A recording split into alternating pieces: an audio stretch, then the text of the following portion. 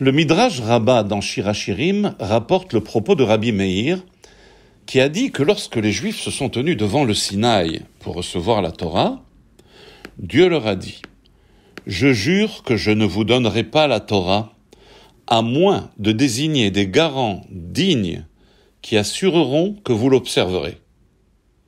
Maître du monde, nos pères seront nos garants. » Dieu dit alors « Vos pères eux-mêmes ont besoin de garants. » Maître du monde, nos prophètes garantiront notre observance de la Torah.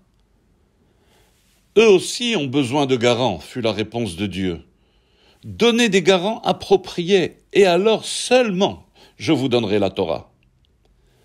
En dernier recours, les Juifs ont déclaré « Nos enfants seront nos garants. » Eux sont vraiment de dignes garants, répondit Dieu. Grâce à eux, je vous donnerai la Torah. Ce très beau midrash nécessite quelques éclaircissements, car le principe d'un garant est d'assurer le remboursement d'un prêt si l'emprunteur fait défaut. Mais de quoi Dieu s'inquiétait-il exactement? Si les Juifs n'allaient pas observer la Torah, en quoi le garant pouvait-il aider? Pratiquera-t-il le judaïsme pour eux? Et deuxièmement, pourquoi Dieu a-t-il refusé nos pères et nos prophètes et a accepté nos enfants? Mais tout comme eux pouvaient tourner le dos à la Torah, nos enfants aussi pourraient le faire.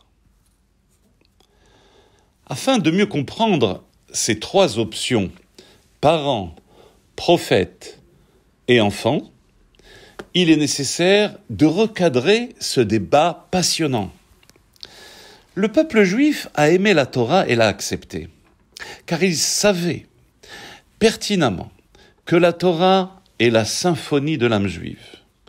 La Torah exprime la droiture, la justice, la profondeur, la bonté, la pureté et l'éclat de la sagesse. Pourtant, Dieu savait que la vie serait remplie de turbulences et de pressions de toutes sortes, émotionnelles, financières, sociales.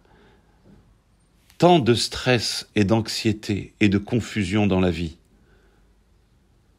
Vous n'avez pas de mauvaises intentions, mais c'est à cause de cette douleur de la vie. Alors Dieu dit au peuple d'Israël, « Je ne veux pas que la Torah soit abandonnée.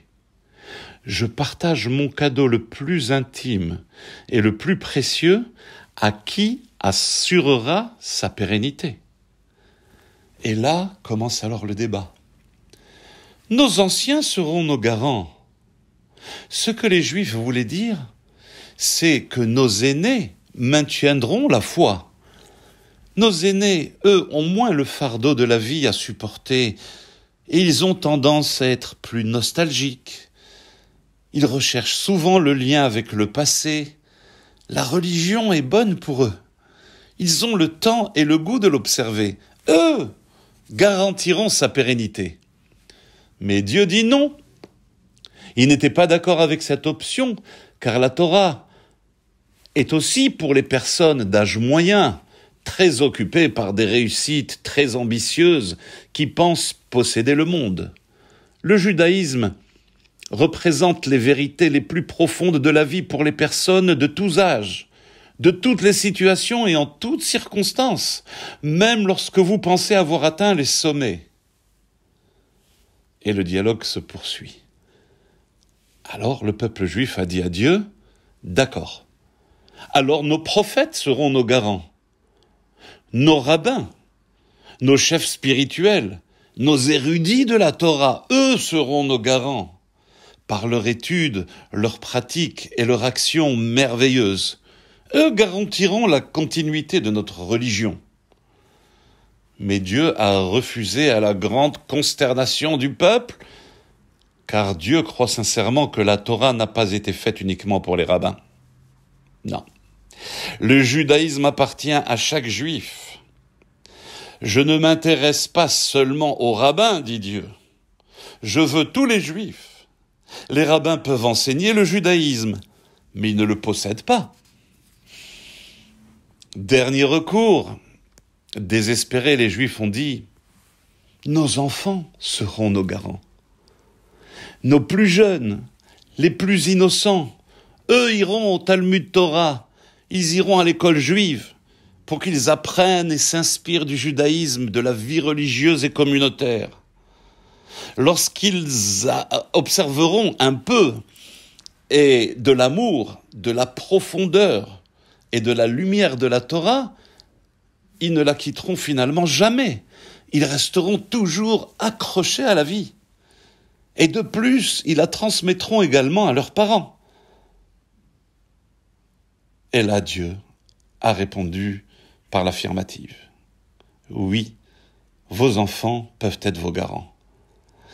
Alors que les sociologues s'interrogent sur le secret de la continuité juive, ce merveilleux Midrash cite le simple remède de Dieu énoncé il y a plus de 3300 ans.